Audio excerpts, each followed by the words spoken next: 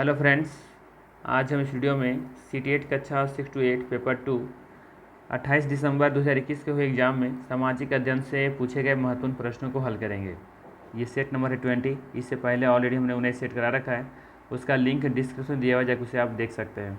तो चलिए फिर समय का महत्व रखते हुए शुरू करते हैं आज का पहला प्रश्न के साथ। आज का पहला प्रश्न है, ए और बी कथनों को पढ़िए। यहाँ पे ए और बी कथन दिया हुआ है और सही उत्तर का आपको चयन करना है। ठीक है, ए और बी कथनों को पढ़िए और सही उत्तर का चयन कीजिए। ठीक है, पहला ऑप्शन में है, अशोक पहला शासक था जिसने अभिलेखों द्वारा अपने संदेशों को लोगों तक पहुंचाने की कोशिश की। बी ऑप्शन में है, अशोक के ज़्यादातर अभिलेख प्राकृतिक भाषा में और ब्राह्मी लिपि में लिखे गए थे। बताना यहाँ पे दोनों कथन सही है, कोई एक कथन सही है। ठीक है, तो यहाँ पे देखेंगे कि जो प्रसिद्ध मौर्य शासक अशोक थे वो पहला शासक थे जो शिलालेखों के माध्यम से अपने संदेश को लोगों तक पहुंचाने के प्रयास किए थे। ठीक है, तो पहला कथन सही है यहाँ पे। और उनकी जो भाषा होती थी, है ना, अभिलेख जो होते थे ज़्यादातर वो प्राकृतिक भाषा में और ब्राह्मी लिपि में हुआ करते थे। तो यहाँ पे देखेंगे दोनों कथन सही है। तो यहाँ पे हम लोग चले जाएंगे थर्ड ऑप्शन के साथ, ए और बी यहाँ पे दोनों सही है। ठीक है, चलिए आगे देखते हैं क्या है। सही अर्थों वाले शब्दों को मिलान करें। स्तूप का अर्थ क्या होता है, मंडप का अर्थ क्या होता है, शिखर का अर्थ क्या होता है। तो बहुत ही आसान सवाल है ना। स्तूप क्या होता है, स्तूप एक टीला होगा, है ना। जैसे कि मंडप क्या होगा, एक हॉल होगा, और शिखर क्या होगा, एक टावर की तरह होगा, है ना। यहाँ पे देखेंगे ए का टू किस में है, इसमें तो ये थ्री समझिए, ये तो होगा नहीं, ये भी नहीं होगा, ए का टू इधर बच रहा है। बाकी बी का थ्री कह रहा है, तो बी का थ्री सिर्फ वन में दिख रहा है, वन ऑप्शन में। तो ये वन ऑप्शन के साथ वन ऑप्शन के साथ हम लोग चले जाएंगे। ए का टू, बी का थ्री और सी का वन। ठीक है, तो 32 का वन इसमें सही आंसर हो जाएगा। आई थिंक सो कोई ज़्यादा दिक्कत नहीं होगा आपको। नेक्स्ट है,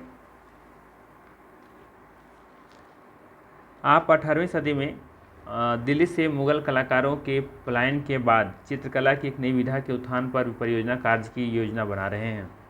आप छात्रों को किस चित्रकला की जानकारी प्राप्त करने के लिए कहेंगे।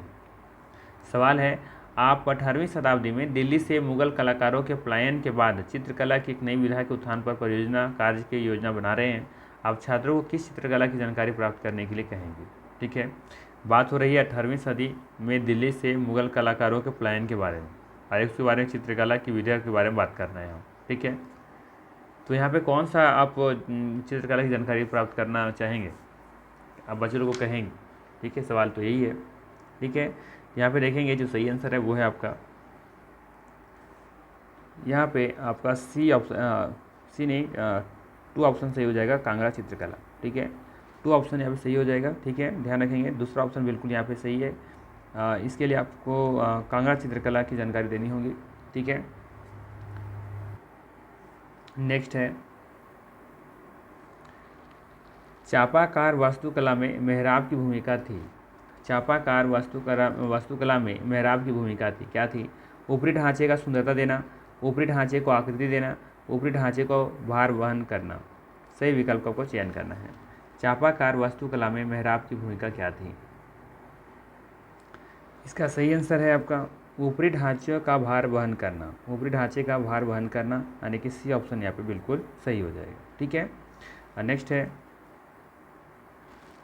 त्वारिख पर दिए गए ए, बी और सी वक्तव्यों पर विचार कर सही उत्तर का चयन करें। पहला है, त्वारिख के लेखक गांव में रहते थे, उन्हें सुल्तान से पुरस्कार पाने के लिए उनके इतिहास लिखे। इन लेखकों ने शासकों को सामाजिक व्यवस्था बनाए रखने की सलाह दी। त्वारिख पर दिए गए ए, बी, सी कथनों पर जो वक्तव्य यहाँ पर दिया हुआ है उस पर विचार करना आपको और सही उत्तर का चयन करना है। त्वारिख के बारे में लिखा हुआ है कि त्वारिख के लेखक गाँव में रहते थे। ठीक है, बी ऑप्शन में है कि उन्होंने सुल्तान से पुरस्कार पाने के लिए उनके इतिहास लिखे। इन लेखकों ने शासकों को सामाजिक व्यवस्था बनाए रखने की सलाह दी। क्या होगा यहाँ पे सही आंसर। तो यहाँ पे देखेंगे कि जो त्वारिख के जो लेखक होते थे वो ज़्यादातर शहरों से कटे हुए थे, यानी कि वो गांव में ही रहते थे। ठीक है, तो ये कथन सही है पहला।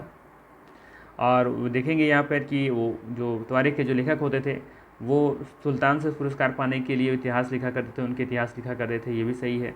ठीक है, और इन लेखकों ने शासकों को सामाजिक व्यवस्था बनाए रखने की सलाह भी दी थी, तो ये भी बात सही है। तो यहाँ पे देखेंगे कि ए, बी, सी तीनों यहाँ पे सही है, तो हम लोग चले जाएंगे ऑप्शन नंबर 1 के साथ। ठीक है, ए, बी, सी यहाँ पर सभी सही है। ठीक है, चलिए आगे देखते हैं नेक्स्ट क्या है। निम्नलिखित वक्तव्यों ए और बी पर विचार कर सही उत्तर का चयन करें। वक्तव्य ए है हिंदुस्तान शब्द का अर्थ समय के साथ विकसित होता गया। वक्तव्य बी है कि 13वीं शताब्दी में इसका आशय पंजाब, हरियाणा और गंगा यमुना के बीच में स्थित इलाकों से था। 16वीं शताब्दी में इस शब्द का प्रयोग इस उपमहाद्वीप के भूगोल और संस्कृति का वर्णन करने के लिए किया गया। ठीक है, तो यहाँ पे देखेंगे कि जो सही आंसर है ऑप्शन नंबर 1 हो जाएगा। ठीक है, क्योंकि यहाँ पे लिखा है कि हिंदुस्तान शब्द का अर्थ समय के साथ विकसित होता गया। बात सही है, हिंदुस्तान का जो शब्द का जो अर्थ था उस समय के साथ विकसित होता गया है, क्योंकि देखेंगे कि 13वीं शताब्दी में इसका जो आशय है वो पंजाब, हरियाणा और गंगा यमुना के बीच में स्थित इलाकों से था। लेकिन जब आते हैं हम लोग 16वीं शताब्दी में, तो इस शब्द का प्रयोग इस महाद्वीप के भूगोल और संस्कृति का वर्णन करने के लिए किया गया था। ठीक है, तो बिल्कुल यहाँ पर ए और बी दोनों सही भी है, और जो बी है वो ए की सही व्याख्या भी यहाँ पे कर रहा है, क्योंकि हिंदुस्तान शब्द का अर्थ जो था वो उस समय के साथ क्या हो रहा था, विकसित हो रहा था। तो हम कहेंगे कि यहाँ पे ए और बी बिल्कुल सही है, और ए बी जो है वो ए की सही व्याख्या भी है। तो हम लोग चले जाएंगे ऑप्शन नंबर 1 के साथ। ठीक है, चलिए आगे देखते हैं नेक्स्ट क्वेश्चन क्या है। नेक्स्ट है, क्वेश्चन का नंबरिंग थोड़ा आगे पीछे हो गया है। ठीक है, नेक्स्ट है, भारत में औपनिवेशिक प्रशासन के विषय में निम्नलिखित वक्तव्यों पर विचार करें और सही विकल्प का चयन करें।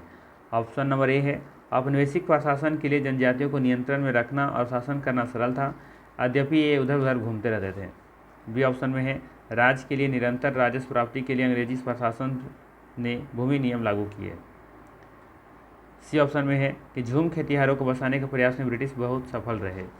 झूम खेतीकार कौन होते थे, जो एक स्थान की कृषि कर रहे थे, वहाँ पर जब वो उपजाऊ मिट्टी खत्म हो जाती थी तो वहाँ छोड़ करके कहीं और चले जाते थे, है ना, तो वो झूम खेतीहार होते थे। तो उनको बसाने का प्रयास ब्रिटिश बहुत हद तक क्या सफल रहे थे। तो ये 3 ऑप्शन दिया हुआ है। ठीक है, तो ये बताना आप लोगों को कि भारत में औपनिवेशिक प्रशासन के विषय में कौन सा यहाँ पे वक्तव्य सही है। ठीक है, तो यहाँ देखेंगे पहला जो ऑप्शन है ना कि औपनिवेशिक प्रशासन के लिए जनजातियों को नियंत्रण में रखना और शासन करना सरल था, ये बात बिल्कुल गलत है। ठीक है, यद्यपि वे इधर उधर घूमते रहते थे, इधर उधर घूमते थे, तो उन पर नियंत्रण करना, शासन करना आसान नहीं था। ठीक है, तभी तो उसको एक जगह अस्थायी बसाने का प्रयास किए थे अंग्रेजों लोगों ने। ठीक है ना। बी ऑप्शन में है कि राज्य के निरंतर राजस्व प्राप्ति के लिए अंग्रेजी प्रशासन ने भूमि नियम लागू किए, ये बात सही है। झूमी खेतीहर को बसाने के प्रयास में ब्रिटिश बहुत हद तक सफल भी रहे थे, ये भी बात सही है। तो यहाँ पर बी और सी सही है। ठीक है, ऑप्शन नंबर हम लोग बी के साथ चले जाएंगे, केवल बी और सी यहाँ पे सही है। नेक्स्ट है,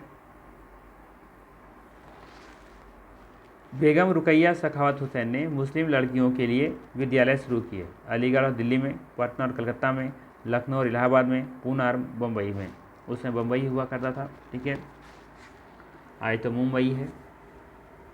तो यहाँ पे देखेंगे कि बेगम रुकैया जो सखावत हुसैन जो थी वो कलकत्ता और पटना में मुस्लिम लड़कियों के लिए रसूल बनवाई थी। ठीक है, कहाँ पे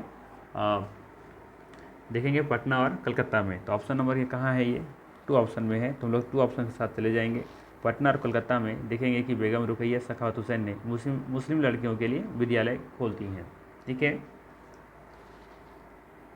ये जो थी ना सखावत हुसैन, ये अपने प्रचलित रूढ़िवादी विचारों एवं धार्मिक विश्वासों के खिलाफ विचारों के बारे में बहुत मुखर थी, ये ध्यान रखिएगा आप। नेक्स्ट है, औपनिवेशिक शासन के दौरान अनुबंधित मजदूरों को बागानों में काम करने के लिए भारत से किस देश में ले जाया गया था। औपनिवेशिक शासन के दौरान अनुबंधित मजदूरों को बागानों में काम करने के लिए भारत से किस देश में ले जाया गया था। त्रिनिदाद, ऑस्ट्रेलिया, क्यूबा या फिर चीन।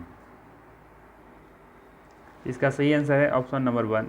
ठीक है, त्रिनिदाद हो जाएगा यहाँ पे। ध्यान रखेंगे इसके तहत 5 साल का एग्रीमेंट हुआ करता था, 5 साल के जाकर काम वहाँ करना होता था। ठीक है, 5 साल के बाद लोग लौट करके वापस आते थे, ये ध्यान रखना है।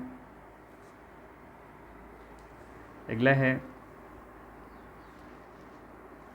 निम्नलिखित में से किस समाज सुधारक द्वारा निम्न जाति की दमनात्मक स्थिति को पहली बार अमेरिका में कालिदासों की स्थिति के समरूप देखा गया।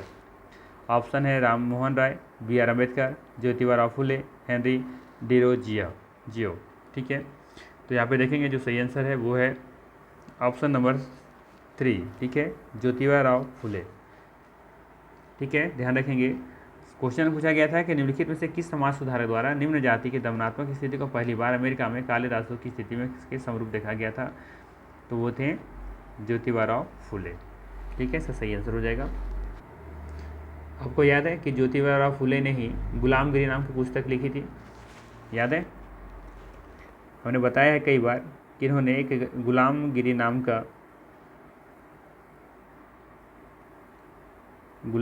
नामक एक पुस्तक लिखी है ये। ठीक है, इस पुस्तक का नाम क्या है? ये पुस्तक लिखी है, मतलब इस पुस्तक को कब लिखी थी?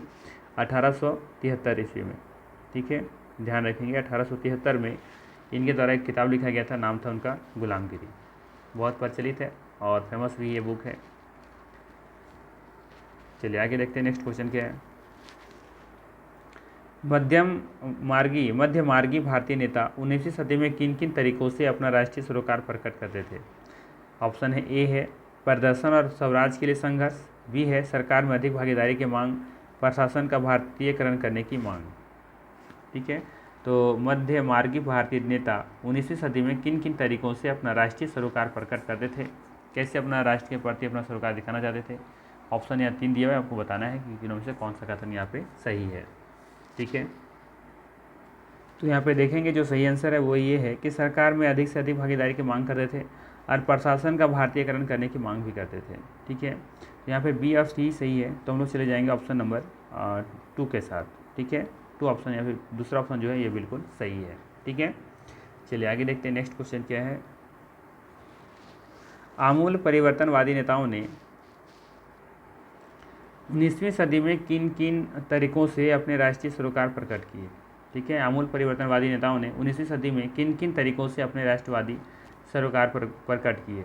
विरोध सभाओं, प्रदर्शनों का आयोजन और स्वराज के लिए संघर्ष करके, या फिर बी ऑप्शन में है अंग्रेजों को भारतीयों की स्वतंत्रता की भावना से अवगत करवाना और आदर देने के लिए उन पर दबाव बनाना, सी ऑप्शन में है विधानमंडलों में अधिक प्रतिनिधित्व का मांग करना। तो यहाँ पे देखेंगे जो सही आंसर है वो है ये है कि विधानमंडलों में अधिक से अधिक प्रतिनिधित्व की मांग करना।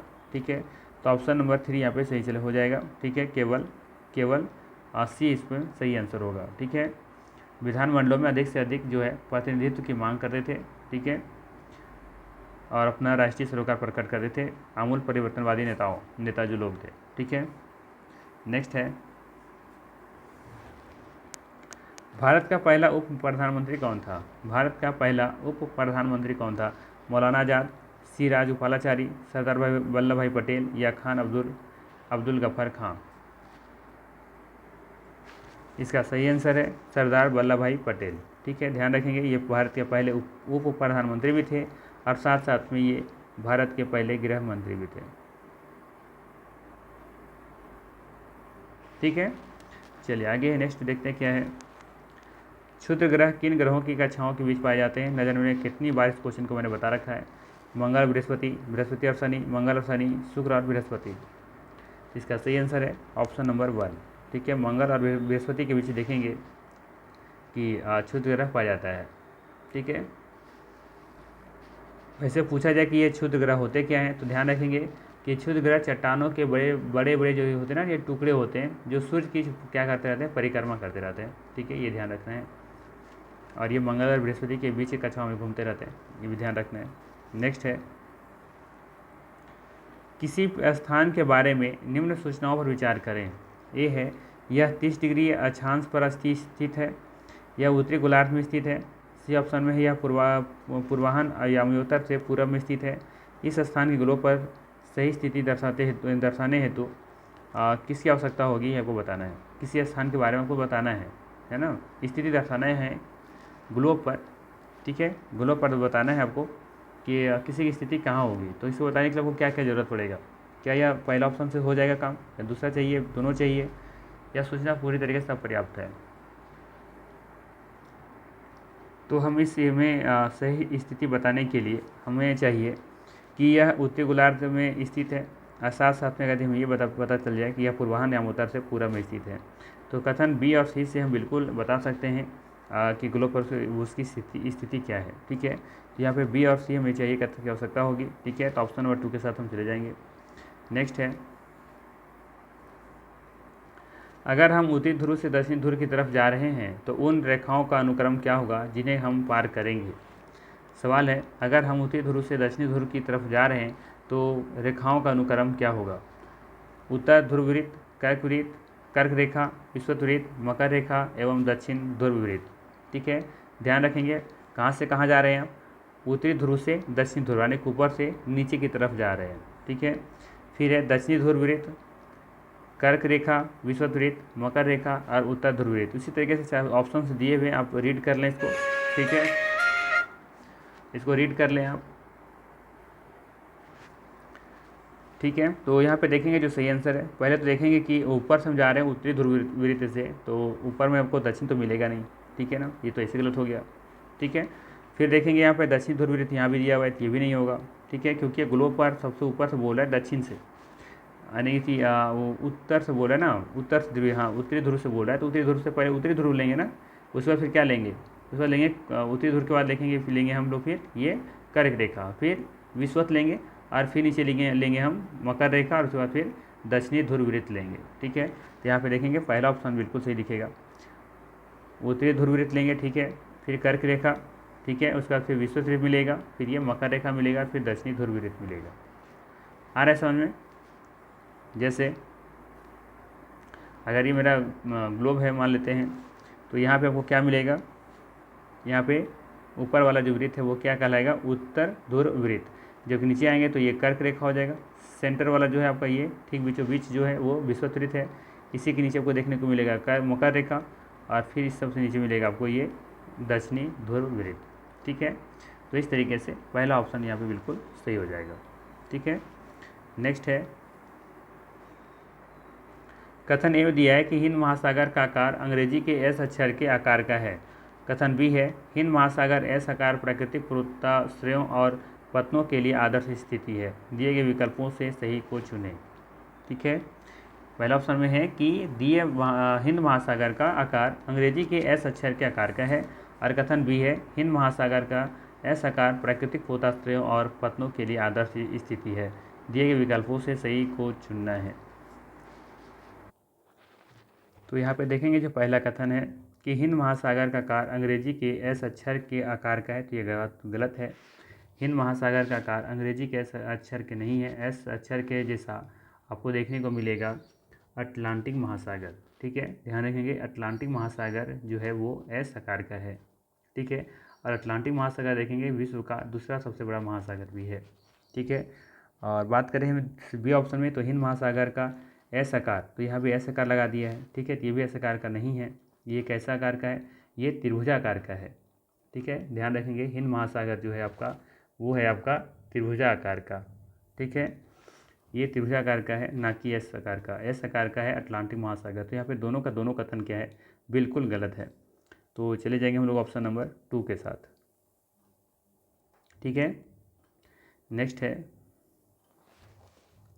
स्लेट तथा संगमरमर किसके उदाहरण हैं? प्राथमिक शैल, अग्नेय शैल, अवसादी शैल या फिर कायांत्रित शैल? तो यहाँ पे देखेंगे जो सही आंसर है वो है आपका ऑप्शन नंबर 4। ठीक है, कायांत्रित शैल के उदाहरण है स्लेट और संगमरमर।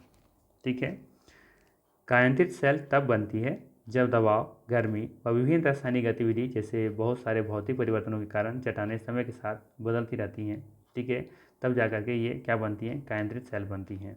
ठीक है, नेक्स्ट है, निम्नलिखित युग्मों पर विचार करें। ऑप्शन ए है शीतोष्ण सदाबहार वन जो है ये दृढ़ काष्ठ वृक्ष देखने को मिलते हैं। इस बाद है शंकुधारी वन में मृदु काष्ठ वृक्ष देखने को मिलते हैं। उष्णकटिबंधीय पर्णपाती वन में दृढ़ और मृदु काष्ठ दोनों प्रकार के वृक्ष देखने को मिलते हैं। और ऊपर दिए गए युगों पर आपको क्या करना है? सही से सुमेल करना है। ठीक है, कौन सा सुमेल है? सही सुमेल है ये आपको बताना है कि कौन सा सही सुमेल है, क्या ए और सी सुमेल है, क्या केवल बी सुमेल है, ऐसे आपको बताना है। ठीक है, तो यहाँ पे देखेंगे जो पहला है ये गलत है। शीतोष्ण सदाबहार में आपको ये जो है ना दृढ़ नहीं मिलता है। ठीक है, दृढ़ नहीं मिलता है, कठोर तो मिलता है। ठीक है, आपको कठोर एवं नरम तो लकड़ी दोनों मिलते हैं यहाँ पे। ठीक है, ठीक है, कठोर और नरम दोनों मिलते हैं, तो नरम भी मिलते हैं। यहाँ पे तो सिर्फ कठोर के बारे में बात की गई, तो ये गलत हो गया। ठीक है, बाकी शंकुधारी वन में देखेंगे मृदु है यानी कि नरम है, तो ये ठीक है, ये सही है। इसके बाद फिर भी दिया हुआ है उष्णकटिबंधीय पर्णपाती वन में, तो यहाँ पे कठोर लकड़ी के पेड़ देखने को मिलते हैं, तो ये दृढ़ दिया हुआ है, ठीक है। तो यहाँ पे देखेंगे जो सही आंसर है वो है आपका ऑप्शन नंबर सिर्फ बी सही है, ठीक है। क्योंकि यहाँ पे देखें कि क्या दिया हुआ है, मृदु, ये दोनों दिया हुआ है कि दोनों प्रकार के मिलते हैं, जबकि यहाँ पे सिर्फ उष्णकटिबंधीय पर्णपाती वन में आपको क्या देखने को मिलेगा, कठोर या दृढ़, ठीक है, कठोर देखने को मिलते हैं, ये ध्यान रखना है। बात समझ में आया? तो यहाँ पे बी ऑप्शन के साथ हम चले जाएंगे। ध्यान रखेंगे, यहाँ पे मैं क्लियर कर देता हूँ कि किसके लिए क्या है। जैसे पहला है शीतोष्ण सदाबहार वन, ठीक है। यहाँ पे आपको नरम एवं दृढ़ दोनों देखने को मिलेंगे, ठीक है। जबकि हम बात करें शंकुधारी में,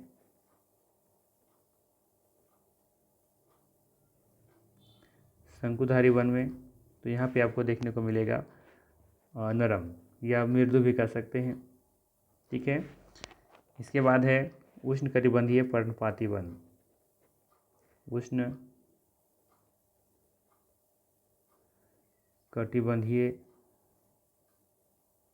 पर्णपाती वन, ठीक है। यहाँ पे आपको देखने को मिलेगा पर्णपाती वन है ना, तो यहाँ पे सिर्फ आपको दृढ़ देखने को मिलेगा, ठीक है। तो ये सही इसका आंसर है। तो यहाँ पे देखेंगे इस हिसाब से कि ऑप्शन नंबर बी बिल्कुल यहाँ पे सिर्फ सही है, बाकी सारे ऑप्शन गलत हैं, ठीक है। चलिए नेक्स्ट देखते हैं क्या है। निम्नलिखित कथनों ए और बी पर विचार करें तथा सही विकल्प का चयन करें। ए में है उच्च वायुदाब से स्वच्छ आकाश, शुष्क व अचल मौसम बनता है। बी में है वायुदाब का क्षैतिज वितरण किसी स्थान पर उपस्थिति वायु के द्वारा ताप द्वारा प्रभावित होता है। बताना है यहाँ पर दोनों कथन सही है, क्या किसी का व्याख्या कर रहा है। तो यहाँ पे देखेंगे जो पहला ऑप्शन है ना कि उच्च वायुदाब से स्वच्छ आकाश, शुष्क व अचल मौसम बनता है, तो बात सही है। बी में है कि वायुदाब का क्षैतिज वितरण किसी स्थान पर उपस्थिति वायु के द्वारा ताप द्वारा प्रभावित होता है, तो ये भी सही है। यहाँ पे देखेंगे सही भी है, और जो बी है वो ए की क्या कर रहा है, व्याख्या भी कर रहा है, ठीक है। तो यहाँ पे देखेंगे ऑप्शन नंबर 1 बिल्कुल यहाँ पे सही हो जाएगा। ध्यान रखेंगे ए और बी सही है, साथ ही बी ए की सही व्याख्या भी यहाँ पे कर रहा है। नेक्स्ट है वायुमंडल में क्षोभ सीमा से मध्य सीमा की ओर बढ़ने पर तापमान पहले बढ़ता है फिर घटता है, पहले घटता है फिर बढ़ता है, स्थिर रहता है या केवल बढ़ता है। इस सवाल का जो सलूशन है मैंने पहले भी करा रखा है।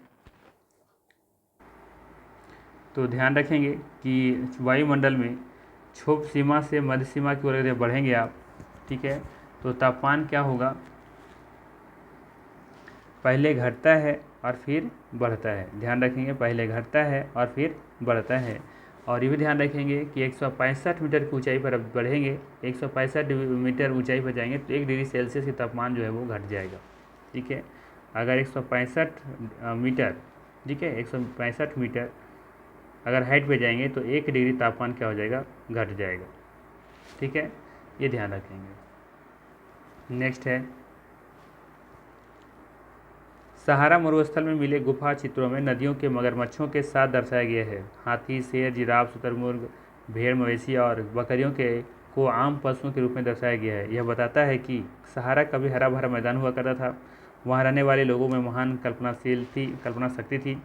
वहाँ लोग उस क्षेत्र में प्रवासित हुए थे जहाँ वनस्पति बहुत समृद्ध थी। लोग उन चीज़ों को कल्पना करते हैं जो उनके पास नहीं होती हैं। तो इससे साफ पता चलता है ना कि अगर जब आप गुफा चित्र में देखेंगे इस सब चीज़ों को चित्र दर्शाए देखने को मिलेगा अगर यदि, तो जाहिर सी बात है इसका मतलब है कि सहारा कभी हरा भरा मैदान हुआ करता होगा, तभी वहाँ पर इन सब चीज़ों को देखने के लिए मिलता होगा, ठीक है, तभी तो वहाँ के लोग चित्र बनाते होंगे इसका। तो ऑप्शन नंबर 1 यहाँ पर बिल्कुल सही है, ठीक है, कि सहारा कभी हरा भरा मैदान हुआ करता था, इससे ही पता चलता है। नेक्स्ट है खनिजों एवं शैलों के संदर्भ में निम्नलिखित में से कौन सा कथन सही है। ए ऑप्शन में है सामान्यतः धात्विक खनिज आग्नेय और कायंद्रीय शैल समूहों से पाए जाते हैं। ऑप्शन ए में है कि सामान्यतया कि धातु जो खनिज होते हैं वह आग्नेय व कायंद्रीय शैल समूहों में पाए जाते हैं। बी में है अगर किसी शैल में तांबा है तो उसका रंग नीला होगा। सी में है कि सभी खनिज अयस्क सेल नहीं हैं। डी में है कि सभी सेल खनिज अयस्क नहीं हैं। क्या होगा इसका सही आंसर बताइए, कमेंट कीजिएगा, जानते हैं तो यहाँ पे देखेंगे जो पहला ऑप्शन दिया है, सामान्यतः धात्विक खनिज आग्नेय व कायंत्रित सेल समूह में पाए जाते हैं, तो ये बात सही है। धात्विक खनिज आग्नेय व कायंत्रित सेल समूह में पाए जाते हैं, ये बात सही है। जबकि कहता है बी में कि अगर किसी सेल में तांबा है तो उसका रंग नीला होगा, ये भी बात सही है। सभी खनिज अयस्क सेल नहीं है, ये बात गलत है। सभी खनिज अयस्क जो होते हैं वो सेल ही होते हैं, ठीक है। जबकि डी ऑप्शन लिखा है कि सभी सेल खनिज अयस्क नहीं है, तो ये बात सही है कि जो सभी सेल जो हैं, है ना, जो सेल होते हैं, पत्थर होते हैं, वो खनिज अयस्क नहीं है, तो बात सही है कि सभी जो सेल होंगे वो खनिज अयस्क नहीं होंगे, ये भी बात सही है। तो यहाँ पे देखेंगे कि ए सी डी है सही है, तो हम लोग चले जाएंगे ऑप्शन नंबर 4 के साथ। केवल ए बी और डी यहाँ पे सही है, ठीक है। नेक्स्ट है, जनसंख्या पिरामिड के संदर्भ में निम्न में से क्या सही है। ऑप्शन ए है कुल जनसंख्या विभिन्न आयु वर्गों में विभाजित होती हैं, जैसे 5 से 9 वर्ष, 10 से 14 वर्ष इत्यादि। बी में है कि कुल जनसंख्या का प्रतिशत इन वर्गों में से प्रत्येक वर्ग में पुरुष और स्त्रियां विभाजित होते हैं। सी में है जनसंख्या की आयु लिंग संरचना से आशय विभिन्न आयु वर्गों में केवल महिलाओं की संख्या से है। कौन सा यहाँ पे कथन सही होगा बताइए। यहाँ पे देखेंगे कि जो पहला है वो तो सही दिख रहा है, ठीक है, पहला सही है ना। पहला जो लिखा है कुल जनसंख्या विभिन्न आयु वर्गों में विभाजित होती हैं, जैसे 5 से 9 वर्ष, 10 से 14 वर्ष, तो ये बात सही है। कुल जनसंख्या का प्रतिशत इन वर्गों में प्रत्येक वर्ग में पुरुष और स्त्रियां विभाजित होती हैं, ये भी सही है। जनसंख्या की आयु लिंग संरचना से आशय विभिन्न आयु वर्गों में केवल महिलाओं की संख्या से, तो ऐसा नहीं है, तो सिर्फ महिलाओं की संख्या से थोड़ी ना होता है, तो दोनों लेंगे हम लोग, तो केवल ए और बी यहाँ पे सही है, तो हम लोग चले जाएंगे ऑप्शन नंबर ए 1 के साथ। नेक्स्ट है, निम्न में से किस लैटिन शब्द का अर्थ है स्थिर। इग्निस, सेंडिमेंटम, मेटामोरफोस या फिर लैफिस। तो देखेंगे यहाँ पे जो स्थिर का अर्थ है वो है सेडिमेंटम, ठीक है, ऑप्शन नंबर 2 सही हो जाएगा यहाँ पे, सेडिमेंटम, ध्यान रखेंगे। जबकि जो मोरफॉर्म है इसका अर्थ होता है रूप बदलना। इसका मतलब क्या होता है, इसका अर्थ होता है रूप बदलना, रूप बदलना, ठीक है, रूप बदलना। नेक्स्ट है, स्थानांतरित कृषि और चलवासी पशुचारा निम्नलिखित में से किसके उदाहरण हैं। गहन निर्वहन कृषि, आदिम निर्वाह कृषि, मिश्रित कृषि या वाणिज्यिक कृषि। तो इसका सही आंसर है आदिम निर्वाह कृषि, यहाँ पे 2 ऑप्शन सही हो जाएगा, ठीक है। इसी को हम लोग झूम कृषि भी कहते हैं, ठीक है, ध्यान रखेंगे। घुमंतु जो लोग होते थे, घुमंतु जो लोग होते हैं, ठीक है, जो यहाँ से रह करके एक स्थान से दूसरे स्थान जगह जाते रहते हैं, अपना जो जीवन निर्वाह करने के लिए खेती करते हैं, इसे हम लोग एसलेस एंड वर्ण की खेती भी कहते हैं इसको, है ना। चलिए आगे देखते हैं नेक्स्ट क्या है। नेक्स्ट है, भारत का वर्णन करने के लिए विविधता में एकता वाक्यांश किसने दिया था। महात्मा गांधी ने, रविंद्रनाथ टैगोर ने, जवाहरलाल नेहरू ने या फिर बंकिम चंद्र चटर्जी ने। यहाँ पे देखेंगे कि जवाहरलाल नेहरू ने ये वर्ड दिया था, ये शब्द दिया था, ये कथन दिया था, विविधता में एकता। तो ऑप्शन नंबर यहाँ पे 3 सही हो जाएगा, ठीक है। इनका एक और फेमस बुक है, वो भी ध्यान रखेंगे, डिस्कवरी ऑफ इंडिया, ठीक है। नेक्स्ट है, किसी क्षेत्र की विविधता को ऐतिहासिक और भौगोलिक कारक प्रभावित करते हैं। इस कथन के संदर्भ में निम्न में से कौन सा युग असंगत है। जोधपुर और जैसलमेर, ग्वालियर और झांसी, लाहौर होना चाहिए था, लखनऊ, दार्जिलिंग और कालीपोंग।